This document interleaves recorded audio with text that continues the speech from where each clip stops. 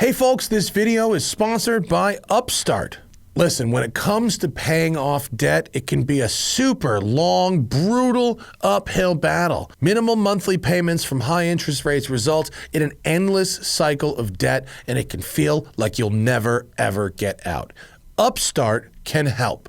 Upstart is the fast and easy way to pay off your debt with a personal loan, all done online. Whether it's paying off credit cards, consolidating a high-interest debt, or funding a personal expense, more than 500,000 people have used Upstart to get a single, fixed monthly payment. Unlike other lenders, Upstart looks at more than just your credit score. They look at your income and your employment history so they can make smarter matches with trusted lenders. With a 5-minute online rate check, you can see your rate up front for personal loans from $5,000 to up to $50,000. Then you can receive funds as soon as 1 business day after accepting your loan. Find out how Upstart can lower your monthly payments by going to upstart.com/TST. That's upstart.com/TST.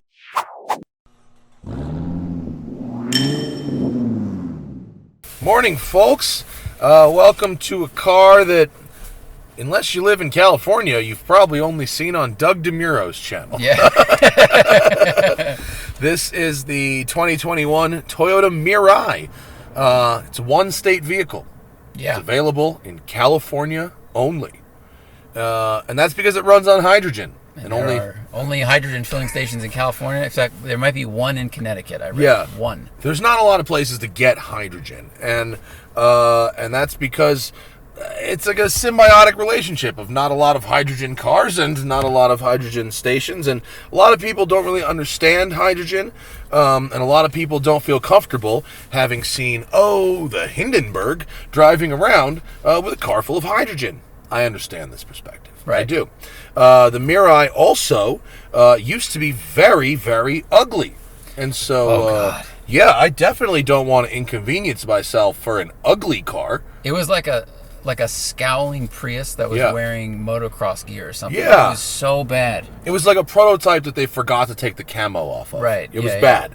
Now, it's good. Yeah. Now it looks very good. Mm-hmm. Bigger, longer, wider. It's got big rims. Well, it's rear-wheel drive now. The old one was front-wheel drive. Correct. This is built on the LS platform, which is why it kind of looks like an LS. It's just a little bit smaller. Very Lexus-like. Mm-hmm. And what is a hydrogen fuel cell? It's a little power station, goes under the hood, takes hydrogen from your tank, combines it with the air, oxygen from the air, strips the electrons, which then power an electric motor, and the byproduct is water, which drips out of a tailpipe.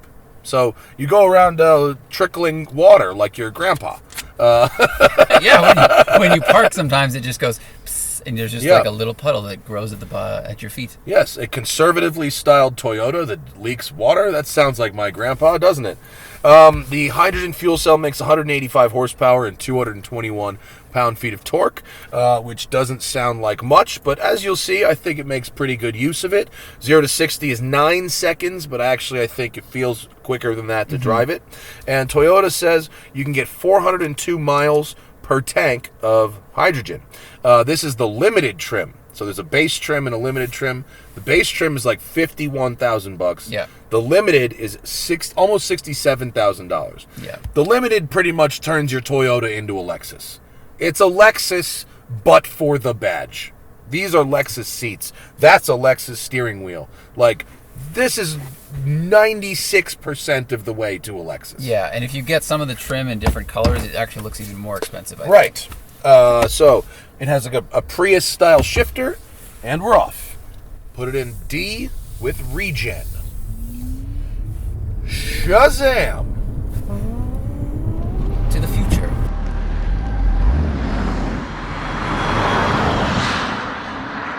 Remember when James May drove the Honda Clarity like 10 years ago?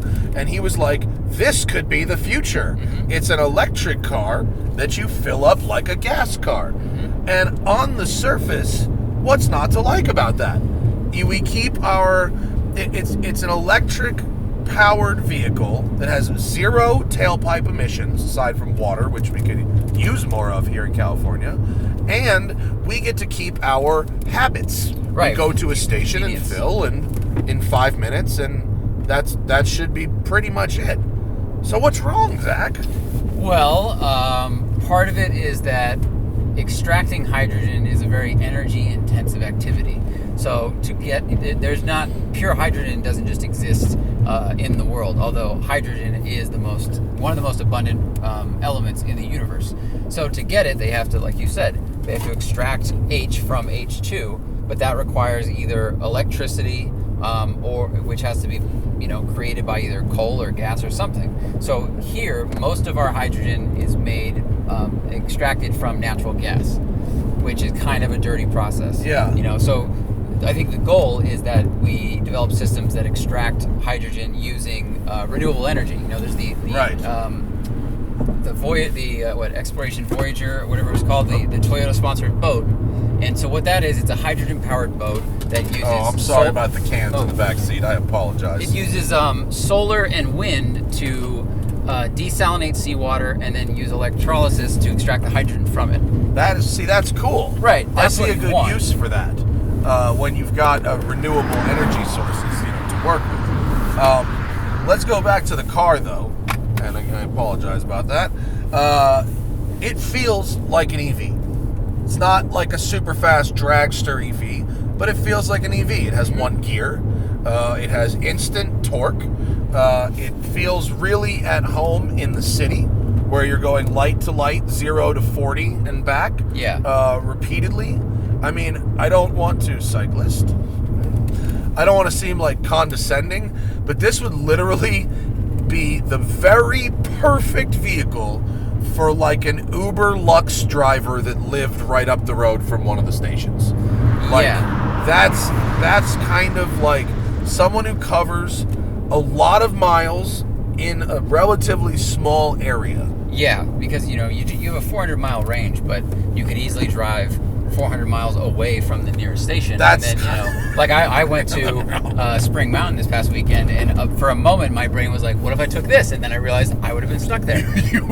We would have had a very awkward phone call. Yeah, we would have had a tow truck phone call. So if you're a person with a routine and you know where those filling stations are and you can always use them, it does make sense, and it's a super quiet ride. The powertrain's pretty nice. It's got enough juice, bad pun, to like pass on the highway. It doesn't actually feel that slow. No. It feels fine. And like as just a car, like a kind of set it and forget it car, like I have to appreciate the simplicity. Like, there's nothing overly fancy or overly complicated. There's no memes. It's not like it's not trying to like be my cell phone on wheels.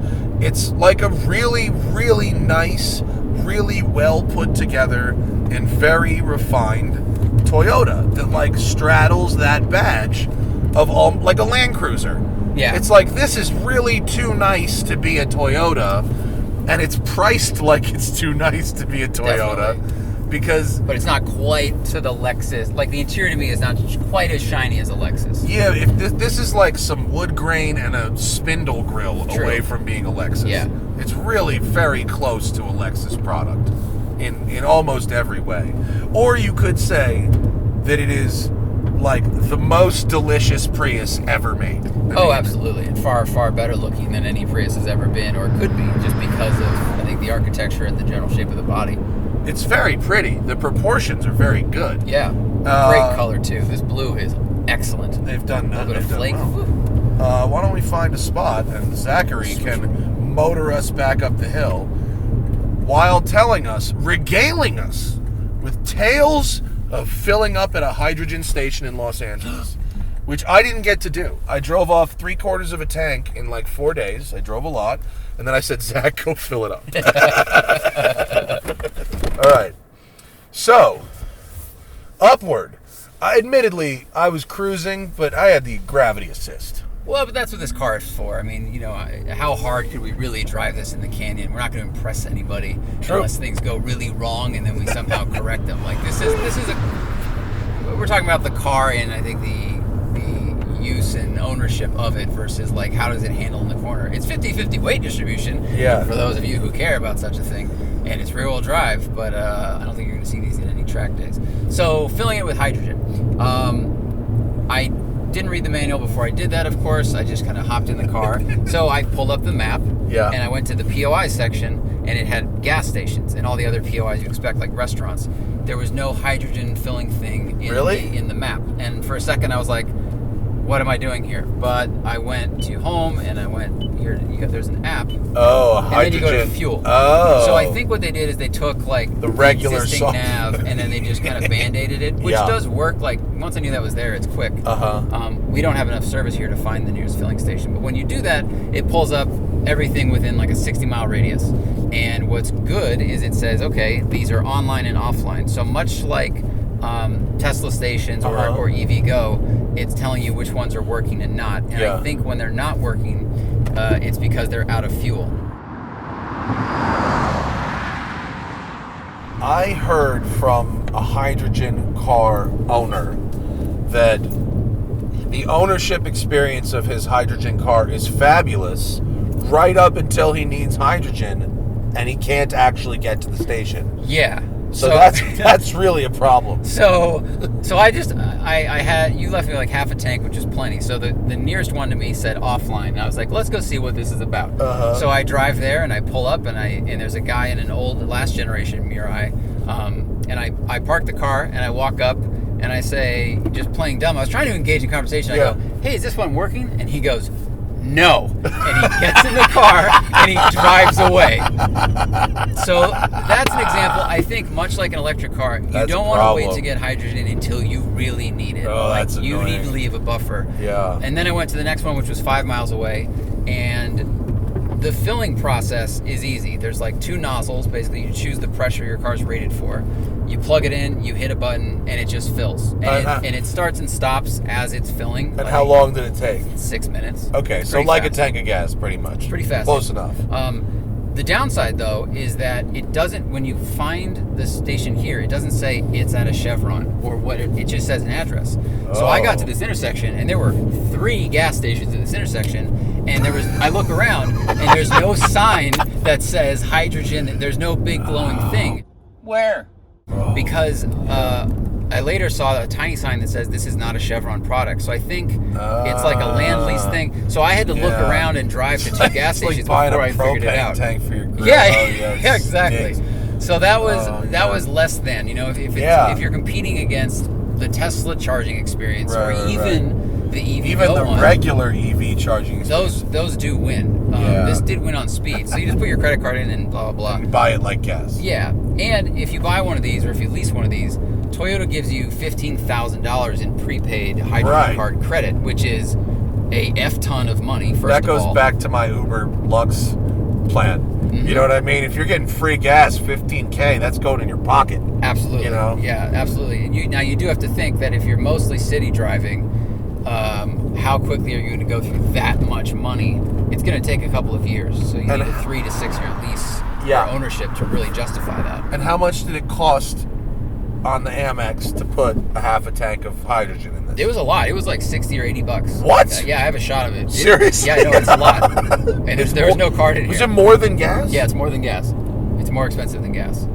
Which is supply and demand. Wait a second. I thought the PS to all this was going to be like, yeah, but it's like $1 a gallon equivalent. Like, no, it's more? I need to look up the gallon equivalent. I'll put it as a lower third now because they price it in kilograms. Yeah. And I'm not that good at that. No, I don't know what the conversion is. But No, it was expensive. Wow, because this thing's got a 400-mile range. Yeah.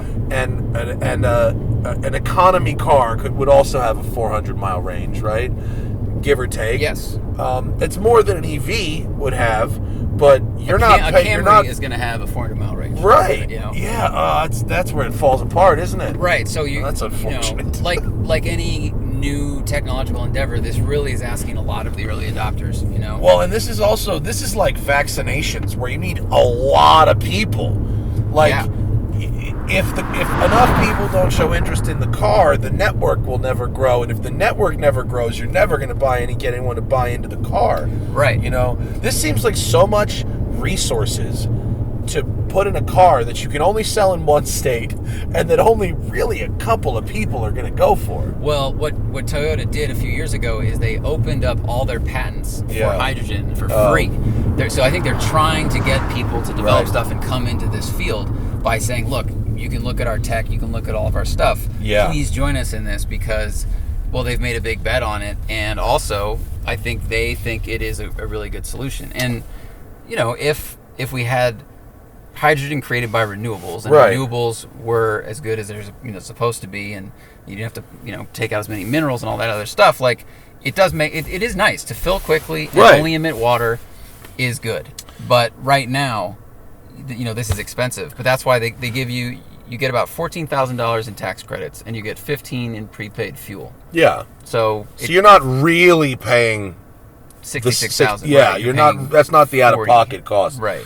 Having said that, my takeaway from this is that I think they have a very long uphill battle for hydrogen. Yeah. But a Toyota EV is a nice thing. Like, if this was just an EV, with a regular battery and it was 250 miles range and it costs 45 grand or 50 grand, what a fabulous product this would be. An appliance EV. It's a good appliance You know what I EV. mean? I have But, I think the seats are a little uncomfortable. I think the bottom is too short. I didn't really like that. You can only close that rear shade using the center armrest in the back, that's so there's no weird. control up here. There are a few Some quirks. and negatives to it, but overall, like as a driving experience, it's very pleasant. It's nice. If Yeah. Toyota made a nice mid-size, mid-cost, could be a pretty nice thing. Yeah. So thanks to Toyota for letting us have a go. This is a really weird and interesting product, and nothing else like it really on them. Actually, that's not true. Honda and Hyundai, Right. both have a hydrogen cars. And both of theirs are expensive, by the way. The Nexo and the Clarity start at 58 grand. Yeah, so they're not cheap It's just either. expensive tech. Yeah. Having just purchased or leased myself an EV for my family, I think that works for me. I've got a home. I've got a place to charge it. I don't need to go find a station. But if you want that, gas experience and then the EV driving experience, and you're in California, start by looking up where a station is, and then you can give your Toyota dealer a call. Yeah. All right. Thanks very much. We'll see you guys later. Bye. And remember, always fight your tickets. Use code TST10 on the Off the Record app available in the Android and iOS store, or go to offtherecord.com/TST.